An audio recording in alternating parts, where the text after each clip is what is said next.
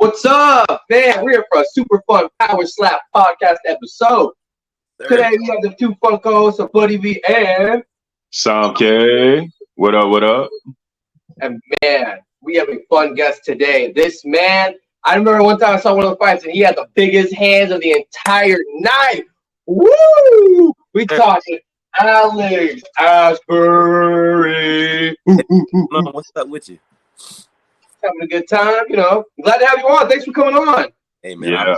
I appreciate you having me, bro. For real. Good, man. How you feeling, bro? I'm good, man. I just been trying to stay out of trouble. I feel it. I was catching up on some other fights too, and I was just like, dang, I was having fun watching some of the stuff. I mean, because a lot of times when I see some of the people that are power slap, they're combatives and this and that, and you have more than just that. You dabbled both in. You were a boxer and you played college football. Oh yeah. Yeah. A lot of the guys had an MMA background, so I think I was one of the only guys who came in with a little bit more than just that. You know, I like that shit. What's it like playing ball for college? I mean, woo! I didn't know what I was getting myself into, but it was fun as fuck, man. Like, I don't know if you ever seen Last Chance U, that show on Netflix. Yeah. I went to that school in Mississippi. Dang. Okay, I'm gonna have to go watch the whole thing now. Well, actually, I was there in 2014. That was the year before they started filming the Netflix show. I was pissed. I was like, man, I fucking missed a Netflix show at the school I was just at. Hey, but you made it to the TV nonetheless, though, right? Exactly. I made it somehow, goddamn. And real quick, could you fill us in on how you got started with Power Slap, how that came about? Well, I was doing some amateur boxing with this league in my area, and I was shooting videos, of the fights and posting them on Facebook so I could, get some more pro fights. I was trying to get some more pro fights out of the state. But what ended up happening was I was posting in my videos in fight groups, and one of the producers from the TV show saw it. So they reached out to me and they was like, hey, you want to, come get slapped in Vegas for a couple $1,000? I was like, hell yeah. And the rest is history. Straight up. Money talks. I mean, I always joke. I tell people, shit, if I was like, so hey, you want to play for an NFL team, you won't be a starter, you won't be anything. You're just going to be a practice dummy. You're going to be thrown around, but you got full health care, full everything, and get paid X amount a year. Yeah. Sign me up. Sign up, bro. I'll get ran over by Ray Lewis all day. Dang. Now, you're a tall man, you got a long reach. Do you feel like having that reach kind of helps you get the angle on some of those slaps with when you're out there? Yeah, I think that's something that I'm still kind of working on learning.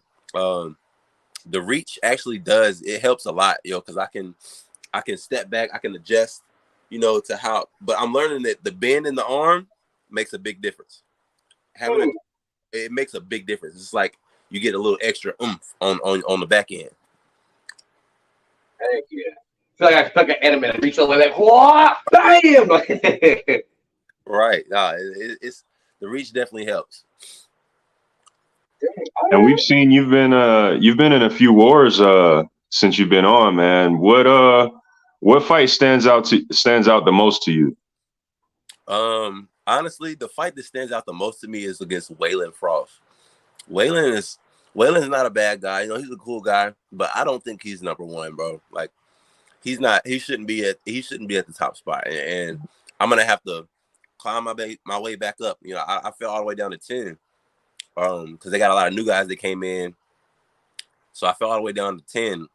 But I'm coming for Waylon, man. I'm coming for the number one spot.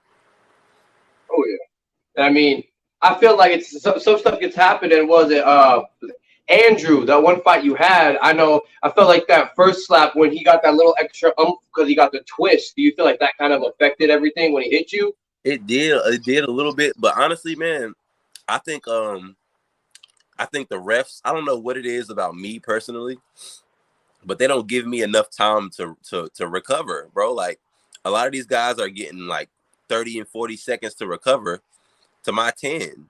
And I think if I had on the second slap, if I had 10 more seconds to recover, that fight, it goes my way. I would say I've seen one or two where the refs kind of like some guy will get hit and it's like real quick, like, oh no, we're done. Versus a couple people be stumbling. They're like, hold on, give him a second. The guy's going around, then he gets up. Like, bro, sure. that's exactly what I'm saying, man. Like, I want that same amount of time that they allot Darius the Destroyer. You know, they gave him like the whole 60 seconds to recover. I'm like, give me that 60 seconds. I promise you, I win my fight. Oh, yeah. Dang, that's great. And I'm watching here and there, not a whole lot. Were you in the house too, or did you just go out and compete? Well, this is why I say my fight against Waylon Frost stands out, because I fought against Waylon to get into the house. I technically won my fight, so I was supposed to be in the house. But because I had to take a 45-day suspension, they gave Waylon my spot. Oh. I won and I still lost the spot, but it is what it is. I'm technically still ranked right now, and hopefully I'll be back for season 2 of the show in Abu Dhabi. Yeah, that was because what was I brought up some on a different podcast I was watching, the Barefisted podcast with Ryan Phillips, I believe. I was mentioning how it's crazy that AJ, how that the opponent he had came back, whooped him, got him, knocked him out, but because it was the foul, the disqualification, he still got to remain champ. And I was like, that guy came with a vengeance, man. Vengeance. I said, I'm not gonna lie, bro. Like, AJ is one of my favorite slappers, So I was like, boy, he laid it on you that time. He wasn't at that time. Yeah, man. We've seen some. We've seen many highlight reels at this point, And one thing I wanted to ask, bro, because I've had people ask me when I fight, does the hair help or get in the way? I'm interested, man. In your situation, does it add to the situation or take away? Well, the only thing that my hair adds to the situation is when I get smacked hard as shit and I go down, it looks great on camera. Like, my hair, like, that's really it, man. Because I can't. They make me tie it back, Yeah.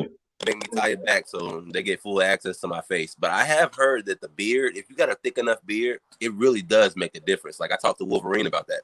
He's like, yeah, man, it a little cushion, just a little cushion. All right, I'll keep my beard then. I can see that. I can see that. Especially if it's long enough, they got to kind of search for your chin. They don't exactly know where it's at, Yo, for real. Right? Yeah, it could be like some of those photos where the guy's chin's like all the way back here. No, just kidding. I do got a chin. Don't worry, guys. Is it kind of cool?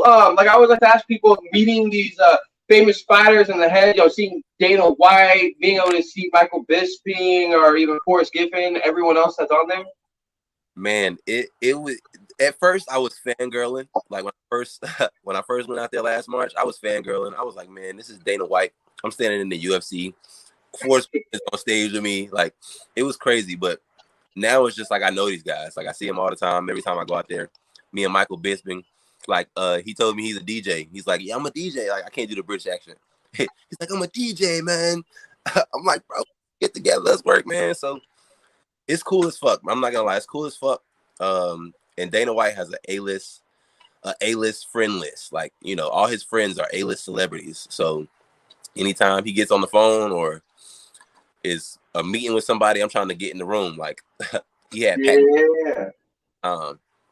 He was just like, yeah, I'm on the phone with Pac-Man Jones. Here, talk to him. I'm like, oh shit, it's dope as fuck, man. And so you were talking about DJing. I thought I heard something about that. Was it Annex Religion? That's your DJ name, or Yeah, talk to us a little bit about that? It is. Annex Religion is my DJ name, my fight name, and my rap name. It's Annex is the Greek word for king. Okay. Yeah. That's dope, bro. Make a little sense, And what kind of music we talking? I am an artist, bro. Like, I make rap, I make pop, I made a country song, I got a reggae song. I got all kind of music. And I'm kind of just sitting on it right now because with this power slap thing, the eyes are on me. So I'm trying to make sure everything is A1 before I release it. Smart man. Oh, you're on a platform to where you utilize it just right, man. You come out top. right now, and this you guys are getting the drop on this. Right now, I'm working on a power slap theme song.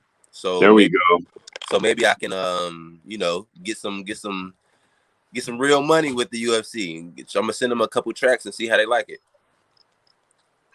Absolutely. I mean, you hear some of the stories about people who are like, oh, they go up to a famous person and I'll pay myself for this or I'll do this for you. No loss to you. You like it. You have someone better. If you don't like it, you lost nothing more of your time. And then half the time, if not even more than that, they're sitting there like, oh, I like this. And like, see, I just took a step, leap of faith, did a little work, put some hard effort in, and bam, I get to cash in that success. And now I got the theme song for one of the #1 shows. Right. That you're on. Right. Exactly, man. I'm hoping that's how it goes. So I got a quick question, man. For those who are watching, who are fans, who are thinking about maybe joining, what would you say to those people? I would say come prepared. It's an experience. And the first time I came, I didn't come prepared, but I also didn't expect it to be as big as it is. You know, when we first got the call, it was just like, do you want to come get slapped? You know, and it wasn't until I got there, Dana White. So my advice is to just come prepared, you know, treat it like this is your big shot, because it is. No, absolutely. I'm curious because I know on some of the other shows, me and Samke brought up to people the power slap, but since you have, some boxing experience and everything else, would you ever consider stepping outside, maybe doing a little BKFC if you were ever offered? I actually was offered, kinda in a way. One of the BKFC fighters was like, I see you doing the power slap thing. We love to get you in, and I'm here for it, man. I'll fight with the best of them. You know, I come from a long line of fighters, so I'll BKFC. I'll do the pillow fighting tournament, handed boxing, in the phone booth. I'll do it all, man. I'm here for it all. I like it, man. I like it. I was gonna say, do you kind of like it with it being a little bit more professional, being able to have regulations and rules in power slap? Because I know for a while with it being underground, like you'd see some of these mismatches where some dudes, pushing 100 pounds more than his opponent, and it looks clearly not fair. I mean, you kind of feel like it's more enjoyable now in a way. Yeah, I think it's a lot more enjoyable, and it's a lot more. I guess I don't know how to explain it, but I definitely like it better like this, because I was watching some of those old fights, or even now some of the fights they're still doing with the Slap Fight Championship. Shout out to JT, because that's my guy. Only thing I could not do is 50 rounds of getting slaps. There's no way that I'm doing 50 rounds with anybody, even if they are my size. That's a lot of slapping. So I can definitely appreciate the rules and regulations that Dana White has brought into the sport. It makes a lot of sense. Absolutely. And I know I'm a little curious because I get a lot of 50-50. People either love it or hate it. Are you ever at the wrong end where people try to give you hate for what you do?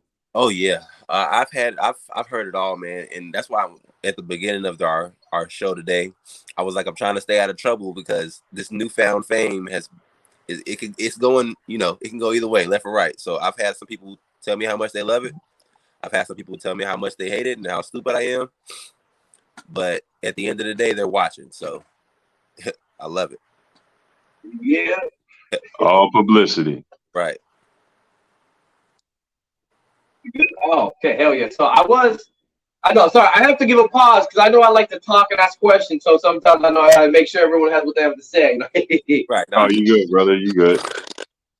Hell yeah.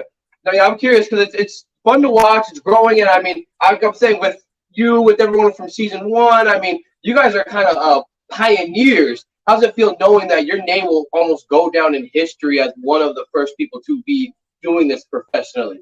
Hey, man, I'm not gonna lie, bro. That's one of the things that I've been trying to figure out how to get across to people, because people they're not even really thinking about that, because we're in the mix right now, but a lot of people aren't thinking about the fact that me, Slap Jesus, a lot of these guys that were there last March, like we were the first people to do this professionally. Power Slap 1, right now they're on UFC like 298 or something like that, and we just did Power Slap 1 and 2 and 3. Like, it's crazy, man.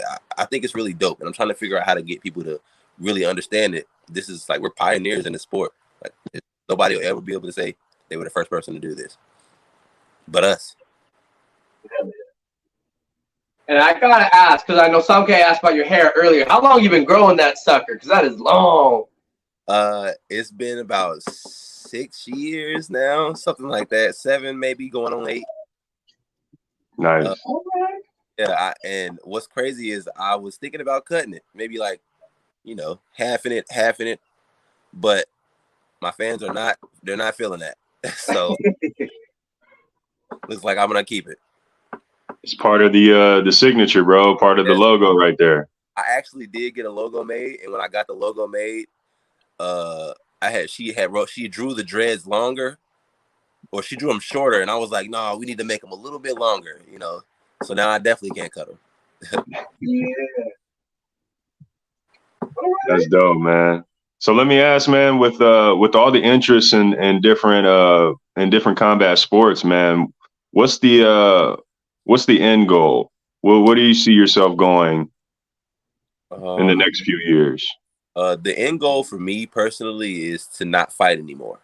Like, okay, cool, and I enjoy it. I've been doing it for years, but I got kids, and so not fighting is the goal, and whatever that looks like. I make music. I'm a DJ. I have production experience, So being in the room with these people, with Dana White, with Mark Wahlberg, with all these famous, in the right position type of people, like being in the room with them and asserting myself and letting them know, hey, I do this also, I do that also. I'm not just a fighter. That's where I'm personally. I'm trying to figure out how to get out of the fight game. I mean, it's like they say, don't seek to be, don't go seeking to be known. Seek to make yourself worthwhile. You make yourself worthwhile, then the right people will see you. And I mean, yeah, how many people can say I make my own music, and it's not just one genre. I could do multiple genres, and I could kick your ass if you come at me the wrong way. Right. I am curious though, since you DJ, what's some of the coolest venues you were able to do? So I know we're talking a lot about the fighting, but I mean, yeah, I'm curious. Well, I haven't had anything major. Like I had to do a dub car show one time for Yo Gotti, and from that I got a call to do like a big block party in Chicago, and I live in North Carolina, so I had to pack up and drive to Chicago a few years back to go do a party. But other than that, man, the biggest thing I've done so far is Power Slap. Yeah. So coming from there, man, what is it like when you first got that call to go to Vegas, and you guys are all in the house and you guys are shooting episodes and stuff. What was that like? It was wild, bro. It was wild. Like at first, initially, I was skeptical. I was a little worried all the way up until I got to the airport and typed in the boarding pass number and actually got a ticket out the machine. I didn't even think it was real. I was like, man, I'm about to go to this airport and it's not even going to be a ticket there for me, but it was. And I got to Vegas and I still was like, what is this going to be like? I'm thinking it's going to be like at some high school. We're just slapping the shit out of each other in a high school, something crazy. But lo and behold, it's at the UFC, and I'm like, oh shit, are we in the right place? Shooting the episodes, it was wild, man. Like I've always been an athlete. I've always been okay with competing in front of people, thousands of people, and that also turns over from being an artist. I'm used to being in front of people. That wasn't the issue. But I've never been around so many cameras in my life. Like cameras every turn I make. And it was just wild, man. It was a hell of an experience. Hey, I mean, at least you don't got Joe Rogan trying to run up to people's faces, right? You get slapped. How you feeling right now? What's going on? You gonna get back up? That would be fun, though. I'm not gonna lie. Yeah. Now, one of the other people we had talked to said that the ground is kind of cushiony. Do you feel like that messes with your balance when you're trying to get back up after getting slapped or trying to compose yourself? Well, personally, bro, like I've been hit a lot. I've been hit a lot by the best of them. The cushion doesn't make a difference, but I think the amount of time, like I said earlier, the amount of time is everything. And like on my last fight, I tried to wait a little bit, you know, get myself together and get up. But I don't know, man. I don't think the cushion, it makes a difference, but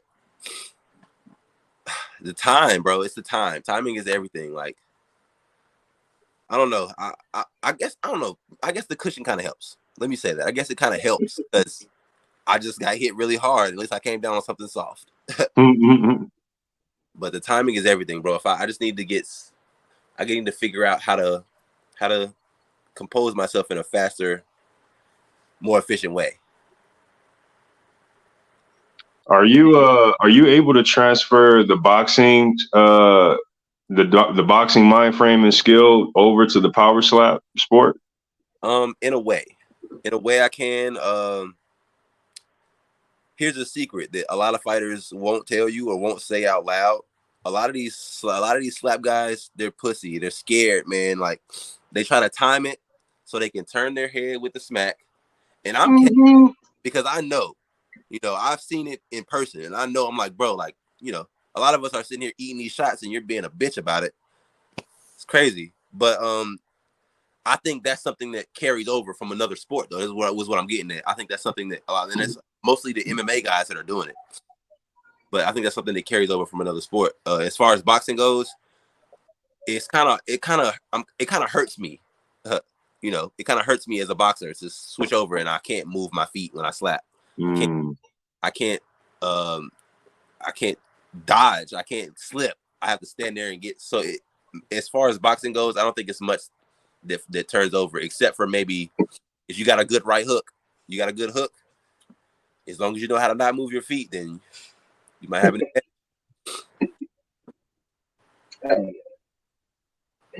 And I think I kind of saw. I remember you guys hit a slapping machine too, right, to gauge the power and whatnot. Yeah. And then you gauge neck strength, and then what else was it that you guys gauged for stats? The speed, the velocity. Oh, okay. They attach a little thing to your thumb before you do it, and that's where the speed comes from. It lets you know how fast your slap was and stuff like that. Hey, that's kind of cool. Be like, boy, you better watch your mouth before I slap you in 0.45 seconds on time. It's official. And the very first time we did it, it was in the PI at the UFC. I can't remember who it was. It might have been Rampage. I can't remember. It was one of those guys that were in there, and they were like, "Yeah, let me give it a try." Man, off the charts. I was like, "Thank God I'm not getting slapped by you, bro." Well, they gotta slow down the camera just to catch it. Dang. I don't know. Some of those skinny guys, those small guys are fast as hell. Yo, I'm like, dang.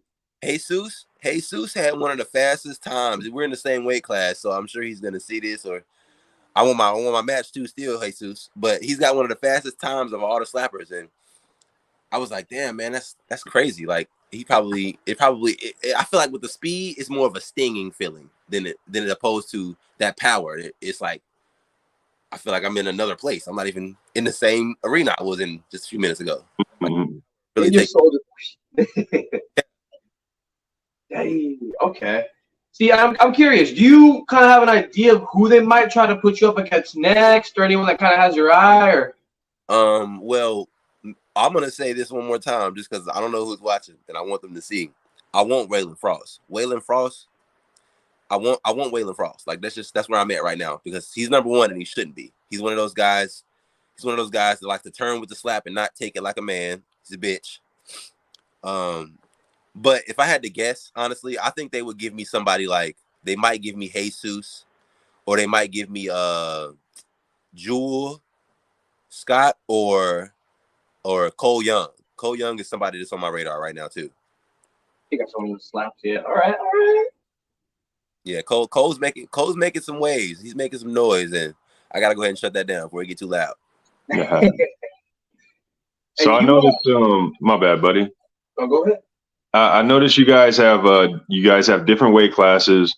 Is there any parameter on like can you guys move up, move down? You know, can one weight class go against another? Like, what's the rules on that? It's kind of a preference thing. If they were ever to do something like one weight class versus another, I'm sure they would do it as a catch weight, and they would bring both guys in and let them agree to do it before they just set the fight up. But as far as changing weight classes, it's kind of at your discretion. Okay. If you want to go up or go down, you can do that. It just has to be you gotta let guys know in advance so they don't match you up for another fight. But I don't see. Listen, I'm right where I need to be at. Okay, I'm not going up for shit. Sure, I might possibly go down because I'm really right at the bottom of welterweight, like 161, 162. Mm. Now, I'm a little curious. Do you let your kids watch the fights too? Man, not live because I don't know how it's gonna turn out.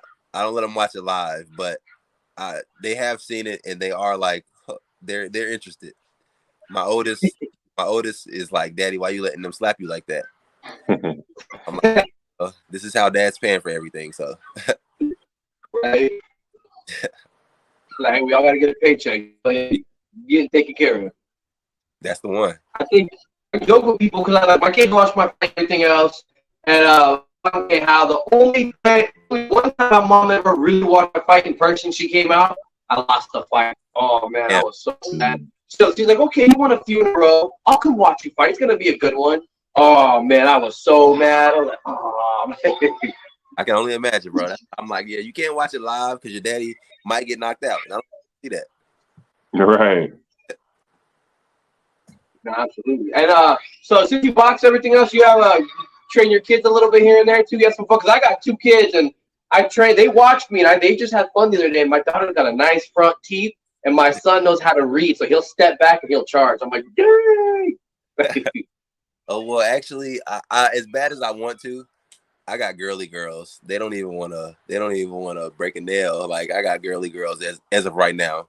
They're still young, a 6-year-old and a 3-year-old. So, who knows? Congrats. Maybe in 5 more years, I'll have a boxer on my hands. Never know. Never know. So, I'm curious. I know we have some good questions, but what's something that you want to let the fans know about yourself that we haven't asked that's been on your mind? I guess the only thing that I want the fans to know is that I'm still here. I'm still a fighter. I'm still in the power slap thing. I know it's been 2 live events since I've been back, but I'm still here, and it'll help me out if you guys make some noise, like let us know. Like we want to see this guy Alex back. He's an animal. We saw him on an interview. We tag Dana White, tag me, Annex Religion, everything on Facebook, Twitter, Instagram, Tumblr, blackpeoplemeet.com, Christian Mingle, all of that shit. Everything all my social media is same thing, Annex Religion. Hey, hell yeah, I can dig that all the way. Shit. Well, Songa, you got anything else you want to ask this fine gentleman today? I mean, I think that was it. He just hit us with all the socials. People, we know the name now. We know where to go find them. You just got to get out there and hit the search bar. Search bar. Got dang on to tag. Make sure y'all tag Dana White. Tag me. Let them know you need to see me back in there. Absolutely. Yes, Well, yeah, sir. we won't keep a whole lot more of your time, man. I really appreciate you coming on. It's a joy, and it really is an honor to be able to talk to you. Oh, thank you, man. I appreciate you having me, for real. Great conversation, bro. All right, man. Y'all take it easy. Thank you, too.